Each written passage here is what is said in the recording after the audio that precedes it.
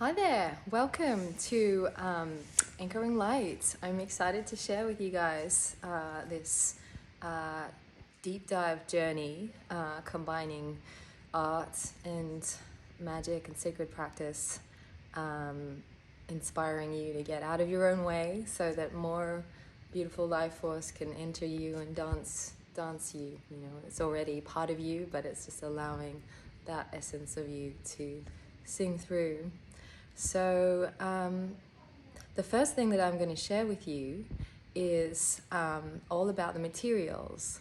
So normally this would be the first day of the class, but as you guys are going to be on your own journey with getting the bits and pieces that you need together for the class, it felt like a good idea to send you this information before the class starts, and I will also be sending you an email with the details in this video, but it just felt like a good idea to share a bit more about each aspect of what we're going to be using to create our paintings with.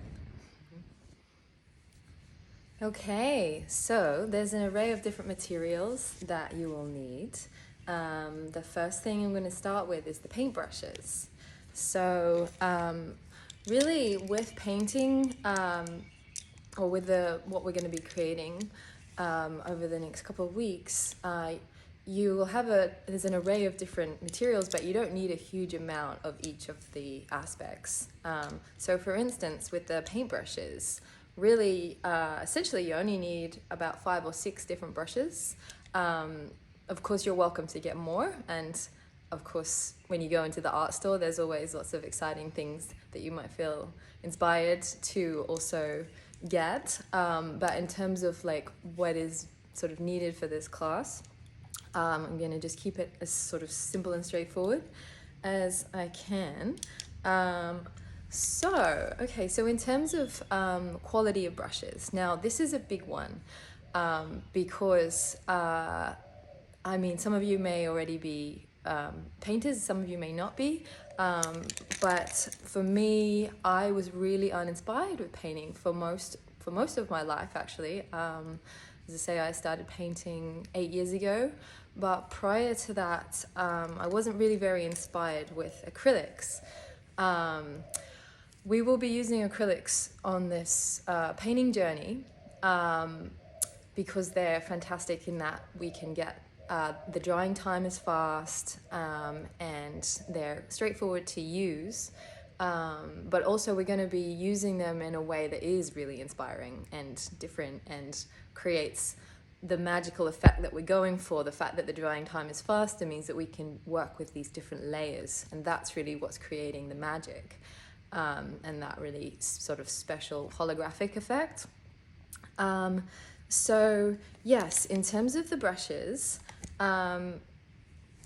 you really want to have good, like a decent quality. You don't, unfortunately, one of the things that put me off originally, and this may or may not have been the situation for any of you guys, and that is that the brush, if it's not working for you, it's going to make the process of creation actually really uninspiring. Like when you think, oh, we'll just go and get some paints and some brushes, and if we get the cheap ones, it really makes a big difference to our experience in terms of we have what we are wanting to put down on the canvas or paper, but it's not really working for us. And so a big aspect of that can be the materials that we're using. So for paintbrushes, you definitely don't want to go for the cheap ones for the kiddies. You want to get something that's a decent quality. There are many different brands out there, so I'm not going to specifically go into that for the paintbrushes. But essentially, when you go to an art store, or if you're online, kind of look at the price range. So you'd be wanting to spend around like $5 for a smaller brush. That's probably a good marker. There'll be information on this in the email or in the message I'm going to send you guys, the PDF. But yeah, like obviously if you're buying a pack of like 5 or 6, you know, it will bring the price down a little bit, but you really don't want to be spending like, you know, $1 on a brush or something, because you're going to know about it. Anyway, yes, more of that will be in the PDF, but in terms of the actual sizes, well, actually, just to go back on that as well, there are some very expensive brushes on the market as well. I mean, you can get those ones if you want to, but you don't need to, you know, spend $20 on a brush. I tried it once, and I actually didn't feel like there was a huge difference in something that cost, you know, $5 to $7 or something. I mean, obviously it depends on the size. Like something like this would be more like around $10 to $15 potentially, but you know, you don't need to go crazy either. So you want it to be accessible. But yeah, if you look after your brushes and make sure they're you know, cleaned after you use them, then they should last a little while. And actually, on that note, with brushes, you want to make sure that you put your brush in the water as soon as you've finished using it. Because acrylic paints dry quickly, you want to make sure that you're washing the paint off them so they don't just dry, because they'll just go hard. So just make sure that you put your brush in the water when you finished, or, you know, once you've finished just the little bit that you're working on. But if it's a fine brush, like, or a round brush, you want to just clean your brush and then just you know, leave it next to, you know, your workspace. You don't want to leave the really fine brushes in the water because they will actually bend. So yeah, that's important to consider. Okay, so let's get into these brushes. So it really does also depend on what size your canvas is that you're painting. Obviously, if you're doing a really massive piece, you're going to want to upscale your paintbrushes, and if you're doing something really tiny, then you're going to want to downscale them. But for the kind of size that we're going to be working with, and, you know, it's a sort of general medium size canvas, these will serve you well. So there's a brush like this, a flat brush. That's one that you will want as a staple. This is going to be used for getting the paint down on the background of your canvas. So, you know, we don't want to have too much of a blank canvas syndrome where we're just like, oh my gosh, there's a big blank canvas. So the first thing we're going to be doing is just like putting some color straight down. And this is the kind of brush that you'll be wanting for that. And yes, that's a flat brush. You should be able to get these in the art store and also online. And then there's another kind of flat brush, which is a bit smaller, you can see. So that's about 1 inch. Again, this information will be in the PDF. And then there are some smaller brushes. So we're sort of like going down in size incrementally. You might want a couple of different of the sort of medium-sized ones. But this is actually, it's called a filbert or cat's tongue style brush. So this one that I just shared and the one before that, they're like the flat brushes. You can also get a flat brush in this kind of size. But there's also, as I say, this version which has a very slightly like curved edge, which these are my favorite kinds of brushes because they're really good for the blends, but you've also got the different sides of the brush, so you can have the flat side for like a wider line and then the edge for more detail. They're actually, yeah, really good for, you know, doing the detail when you put them on the side. So that's that guy. And then these are round brushes. So by round, they're the hairs go all the way around in a kind of like a circle, so that you get a nice sharp point. And so I like to have sort of an extra small one and, you know, a small one. So again, yeah, the sizes will be in in the PDF, but you can kind of get a sense, you know, they don't need to be specific, like specific to the millimeter or anything. I'm just, you know, like this is essentially, you can kind of get a sense of them all together. You know, just something that works like that.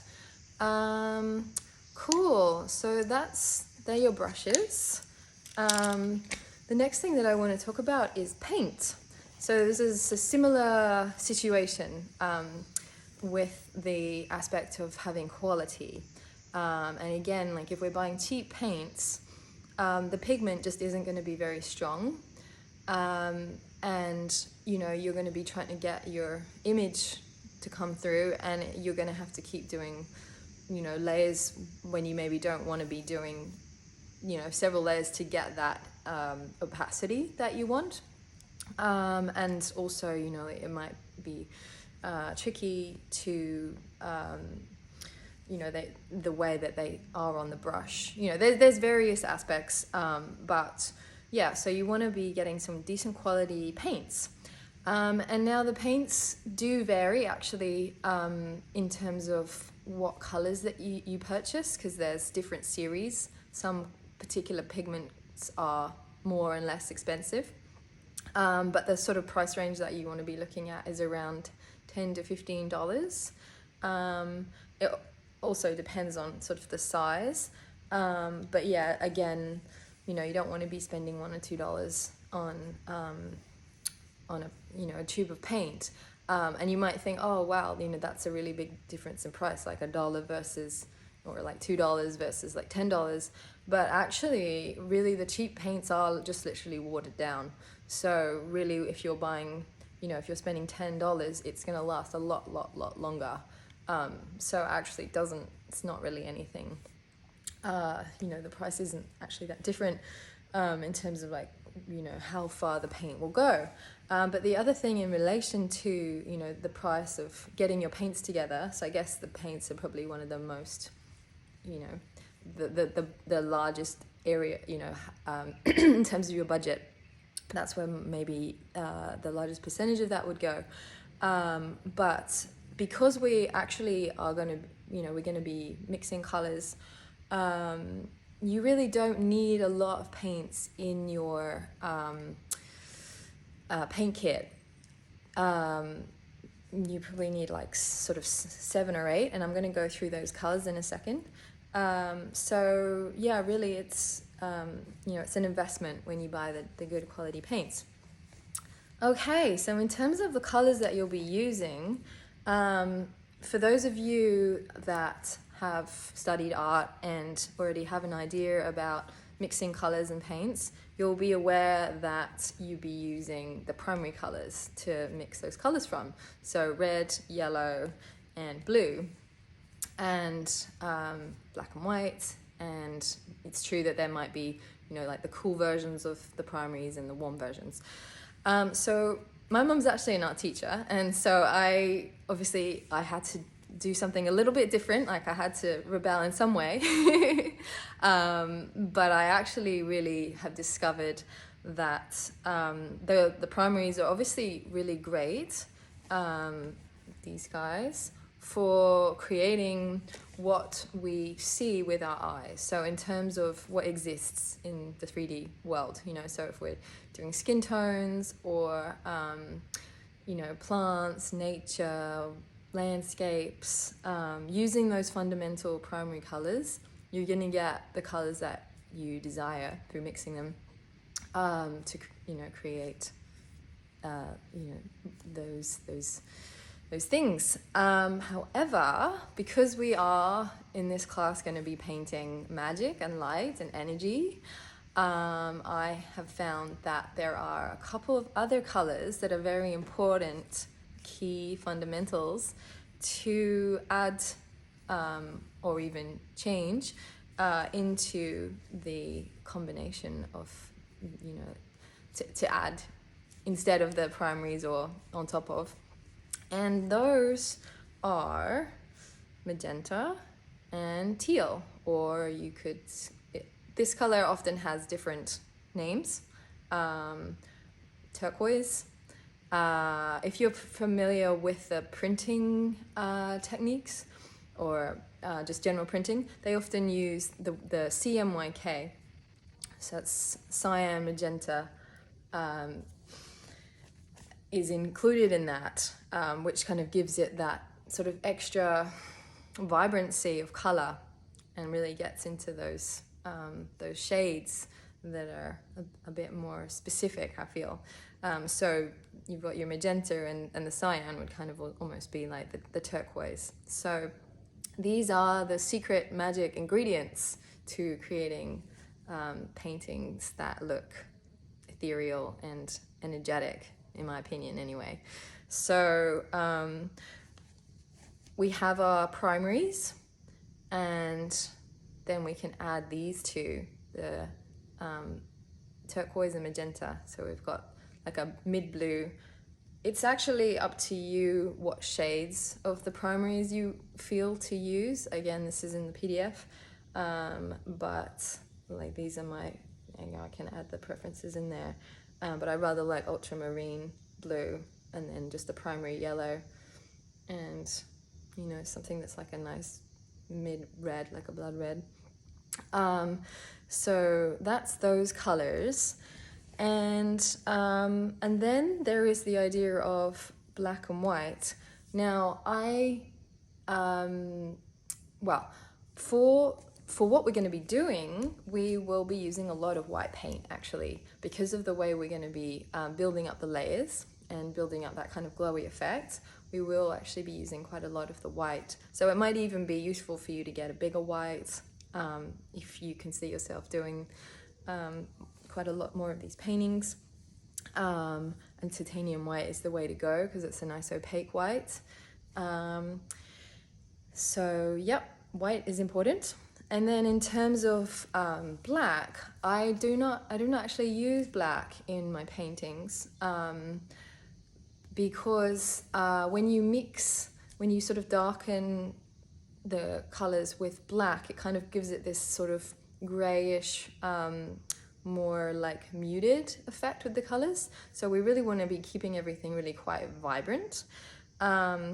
But of course, we do need the depth and the darkness within some of the colors for giving that really nice contrast that I'll be sharing more about throughout the class. But instead of actually using just hard black, what I absolutely love, this is like another secret magical color, is Payne's Gray. So Payne's Gray is really great because when you mix it with other colors to darken them, it doesn't seem to make them just gray and muted.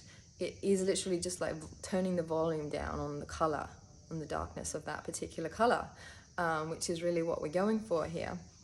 It's a kind of neutral, really, really super dark blue, like navy, but sort of, yeah, more neutral.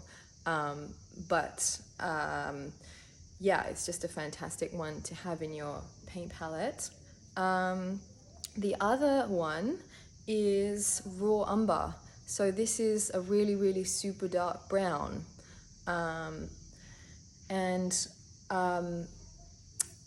like to use either one of them depending on the colors that I'm wanting to darken.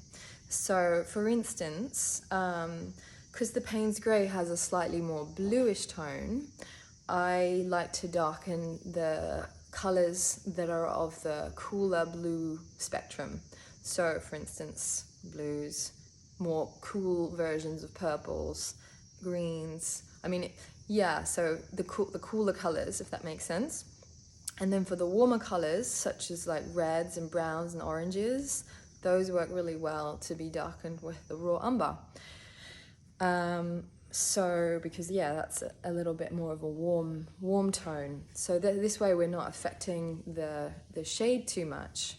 And just in alignment with, darkening or lightening the colors. So we've got our sort of main 5 colors. And sometimes we'll be using the white on its own. But you know, if we want to lighten the colors, you know, if we have like the magenta and we want to make a really super light pink, then we'll just add the white to it, and that will obviously take the volume up in terms of, you know, like the lightening effect. So if we want to darken it, then we add either the Payne's Grey or the raw umber. But if we want to lighten it, then we add the white, and we sort of, you know, we actually mix it together on our palette. So you get a full sort of spectrum there. That's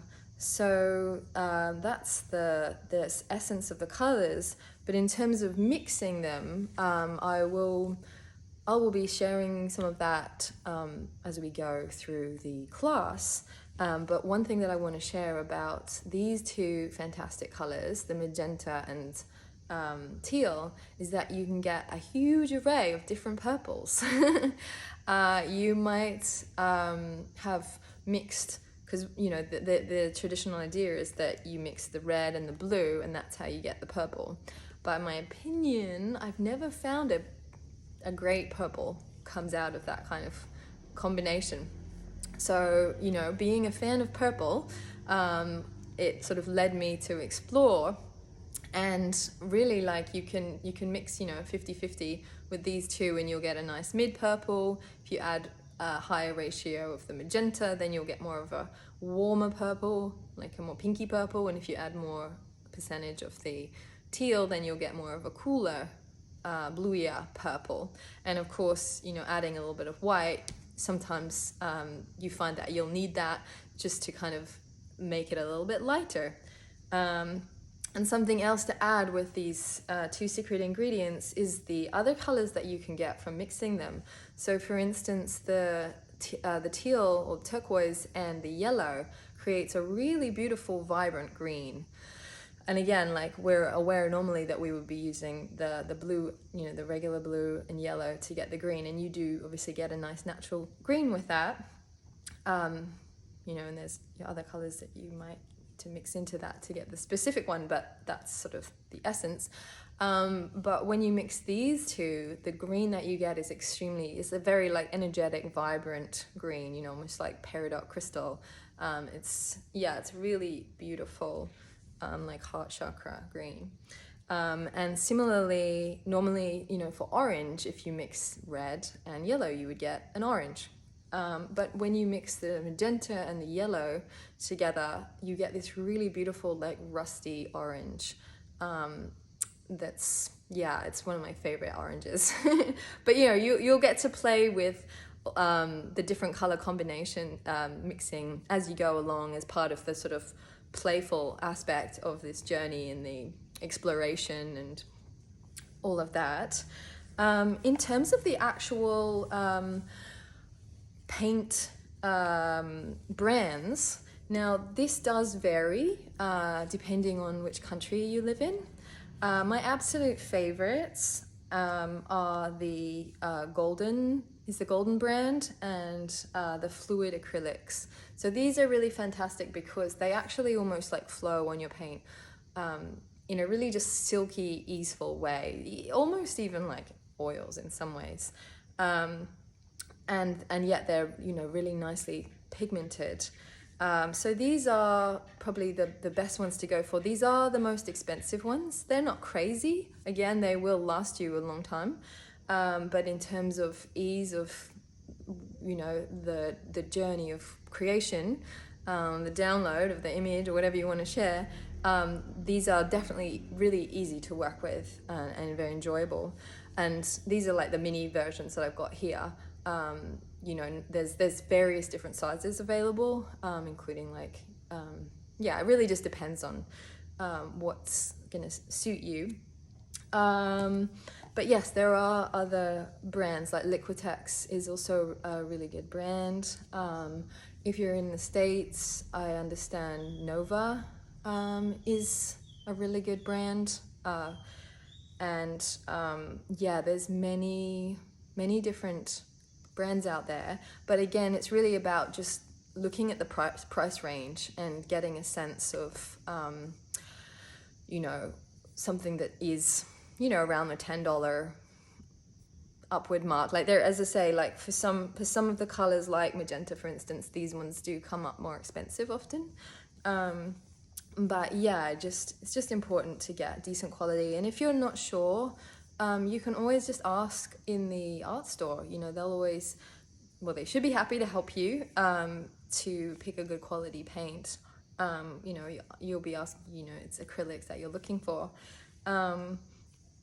And yeah, so that's the paints. You will also probably find yourself seduced by all of the beautiful, amazing different colors that are available in the art store.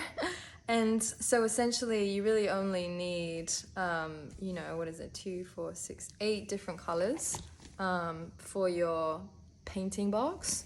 But you might find that there are colors that you just particularly love to use, you know. I mean, you know, I invite you to, you know, find your own style, and that can also be, you know, like colors that you just really vibe with. It's your palette. So, you know, there might be particular pre-mixed colors that, you know, you want to just add into your paint box, and there's nothing wrong with that. And also, you know, like if there are particular colors that you use a lot that you don't necessarily always want to be mixing, you know, for sure you could get some, you know, those colors pre-mixed. But in terms of, you know, keeping cost down and keeping it simple, and really you don't really need any more than those 8. But yeah, it's up to you if you want to add more. So yeah, that is the paint. So in relation to the paints, there is also one other magical secret ingredient, and this is glazing liquid. This is wonderful stuff, life-changing actually, in terms of my inspiration with working with acrylics. Originally, you know, I've been working with, or I have had a love for oil paints, but yes, this magical medium allows you to use the acrylics almost in the same way as you would be using oils. So what it does is it allows you to create semi-transparent layers of color, which is very much what we're going for in the class that I'm sharing, because we want to get that sort of magical effect. What you might be used to watering down your paints with water, you know, if you want a more transparent version, you might think, oh, well, I'll just use water, especially if you're used to using watercolors. However, with acrylics, it is obviously different.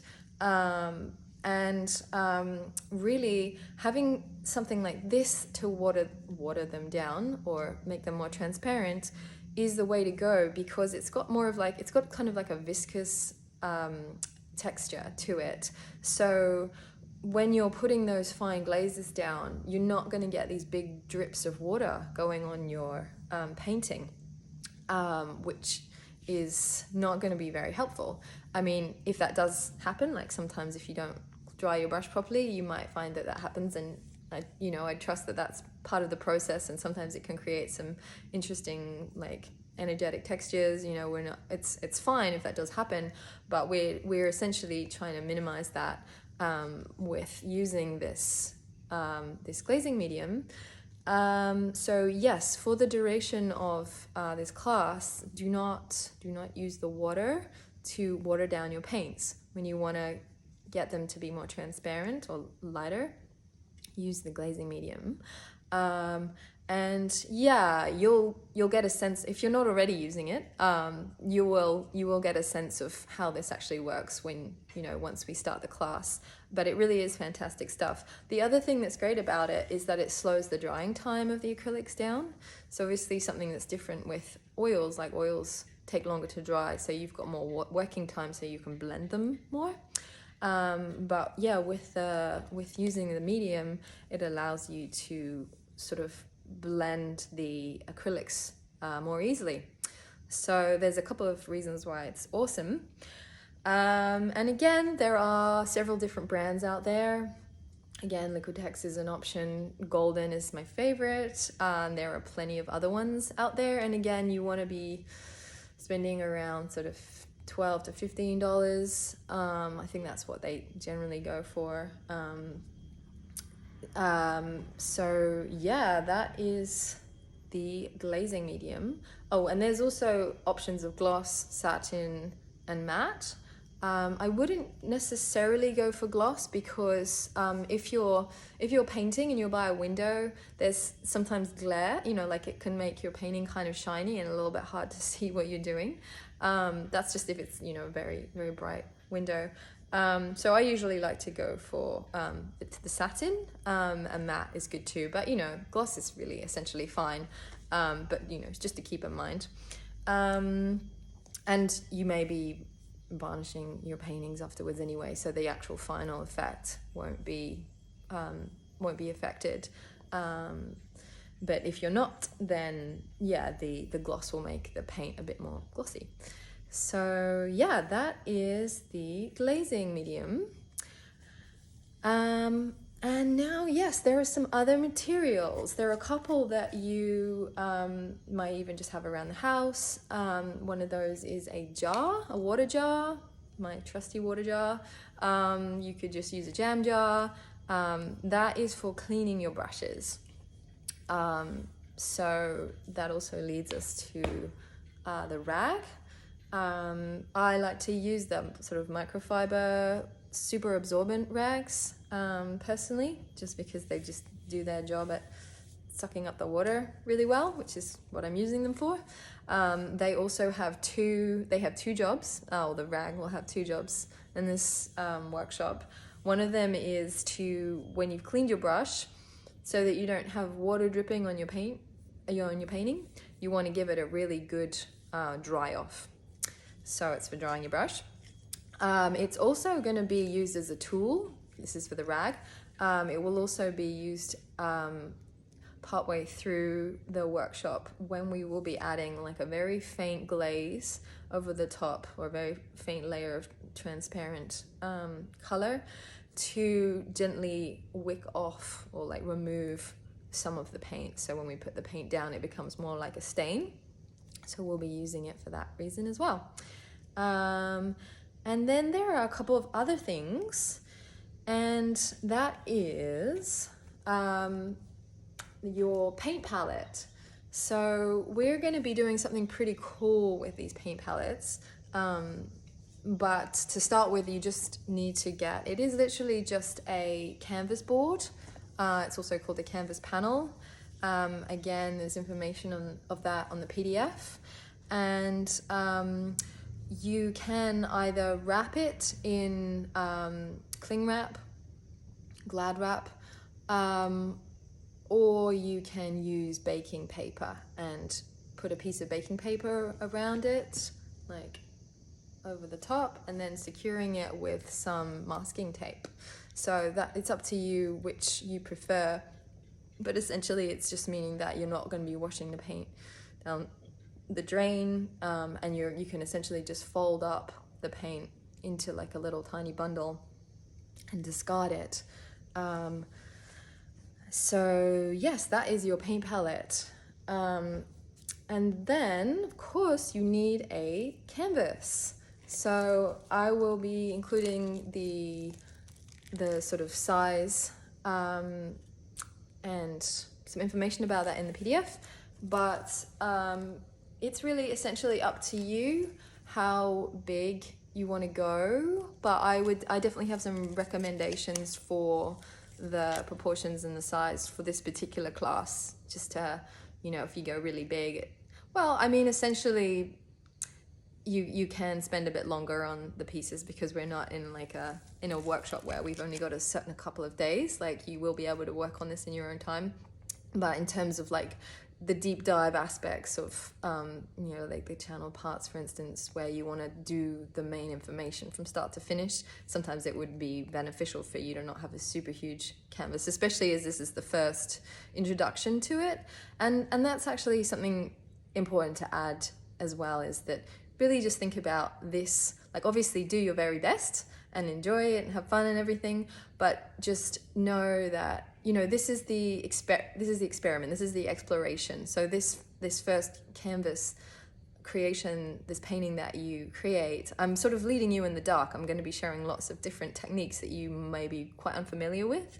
So, you know, we really want to like take the pressure off, know that this is your, you know, time to be playful and lighthearted with it. You know, it doesn't need to be the best thing you've ever painted in your life. You know, that'll be maybe, well, I'm excited to see your next painting. So this is the one where I teach you all of the information. And there might even be moments where you're like, oh, wow, what? We got to do this? And then you realize later on, oh, that's fantastic. That's part of the, you know, that's part of it. That's part of the magic. But, you know, the less, you know, like attached that we can be to the outcome is going to be really beneficial in how much we enjoy the process and allow our heads to get out of the way so that more of our heart and our spirit can come through. So yeah, with the canvas, in general, you know, there are many different types or sizes and proportions of canvases that you can purchase in the art store. You can also even make your own canvas. That's not something that I teach in this course because I generally find that there's everything that I could need in the art store.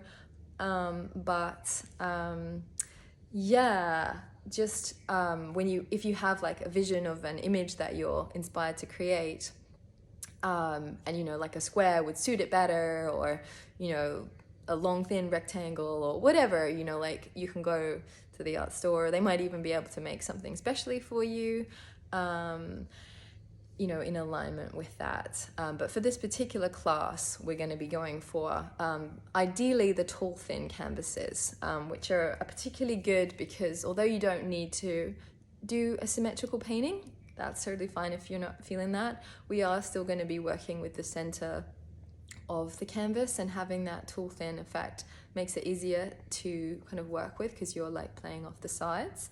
And it's just a personal favorite in terms of the shape as well. But as I say, you can just go with like a regular rectangle if preferred. We just don't want to go too big or too small because I want to be able to share everything. All the fundamentals, and that's it. That's probably a good start. So that is the canvases. And then there's one more thing to talk about, and that is easels. So you may find that it's, well, for what you're doing, especially the first few times painting, it's, yeah, you don't necessarily need an easel. You can just work simply with the, you know, just on your desk. Just remember to put something down, like some newspaper or like a rag, so you don't get paint on your desk. But yeah, in terms of easels, once you start to use them, you might find that it's like hard to not use them in the future. They are like, if you're going to be spending large amounts of time painting, then they are like more ergonomic on your back and in terms of like keeping your spine straight. The idea of an easel is essentially like if you're painting from life, you're not going to be having any distortion. So if you've got, you know, the model in front of you and then you've got your easel, you can be, you know, looking back and forth, and you're going to be creating a direct representation of that, you know, that image without these distortions. If you're sitting at a table and i.e. your canvas is like flat, but your image is this way, there's going to be a distortion because you're looking at it from this angle. So it's quite important to use an easel if you're working from like real life that's like actually in front of you.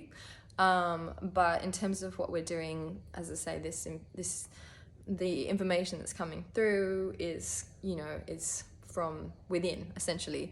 So for that purpose, we don't actually need the easel. It's just more of a comfort thing and a preference. And there are many different types of easels on the market. I have my trusty travel easel, which weighs next to nothing and folds down to almost next to nothing, and, you know, I can stand with it or sit with it or whatever. So that's, and you know, they can be really affordable. But then I also like, so obviously great for travel. But then, you know, my studio, I have like a big solid wooden easel that gives me, you know, it gives me the option to have different levels. You know, I can pull it up and down depending on what part I'm working on. It's especially good for working on bigger paintings as well. Um, and um, and those ones can be more expensive. And then there's like an array of different other easels out there. You know, you've got your table easel, so it's just like a small easel that sits on top of your table, so you can be sitting at your desk, but you also get the you know, the effect of it being more upright. And there are metal easels that are, you know, that are also good for the studio, that are more sturdy. Yeah, it's really, again, it's a good idea to just go to the art store and try out, you know, see what works for you, essentially. Okay, so that is all the materials that you'll be needing to create the magical painting that we are going to be working on together. So, as I say, there's going to be a PDF that I'll email to you with the details that I shared. And so, yes, just make sure that you have all the materials ready for the class. And, you know, if you and a friend, or if there's a few of you that are doing the class together, you might even want to like share some of the paints or the materials. But, you know, ideally you'll be wanting to get, you know, your own set so that you can just continue this journey. You know, you're ready. You got all the gear. You can do the class and then dive straight into some more pieces from there. So yeah, I really look forward to sharing this painting journey with you all. And yeah, I will see you then.